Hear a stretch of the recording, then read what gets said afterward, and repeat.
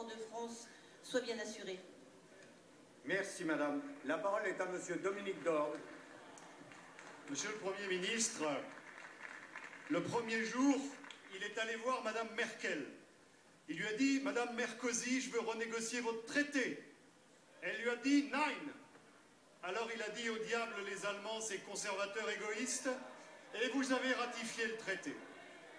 Le deuxième jour, il a voulu casser tout ce qu'avait fait Nicolas Sarkozy. Fini les heures supplémentaires pour 8 millions d'ouvriers et d'employés. Il a dit au diable le pouvoir d'achat des classes moyennes. Le troisième jour, il a levé 30 milliards d'impôts. Tous les riches ont quitté le pays. Et il a dit au diable les riches qu'ils aillent dépenser leur argent en Angleterre.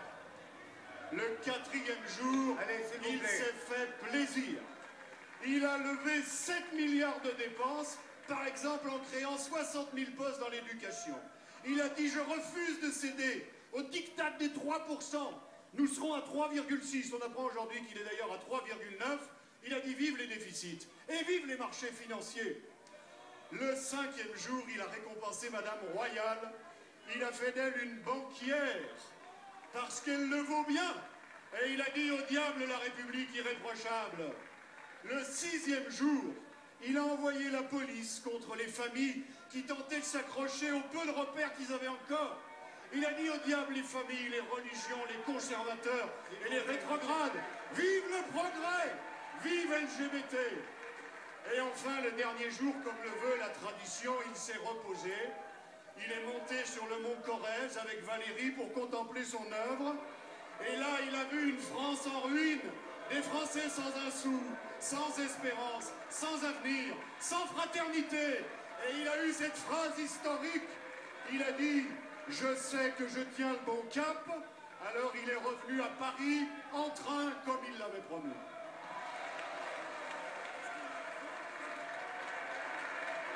Monsieur Dorgue, je vous rappelle qu'il est de tradition dans notre hémicycle de ne pas mettre en cause le président de la République. Ça a toujours été une tradition dans cet hémicycle.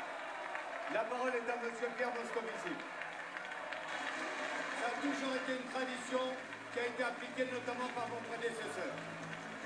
Monsieur Pierre Moscovici, ministre de l'économie et des finances. Monsieur le Président, Mesdames et Messieurs les députés, Monsieur le député Dominique Dorgue, la vraie réponse, elle vient d'être apportée par le Président de l'Assemblée nationale. Il ne s'agissait pas d'une question, mais d'une simple parabole, d'une fable totalement polémique, et en plus avec des aspects personnels qui sont totalement indignes d'un député de cette Assemblée.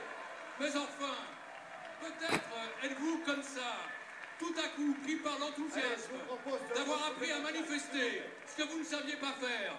Et puis vous êtes dans cette espèce d'exubérance irrationnelle qui vous conduit à toutes les exagérations, à toutes les piques, à toutes les insultes.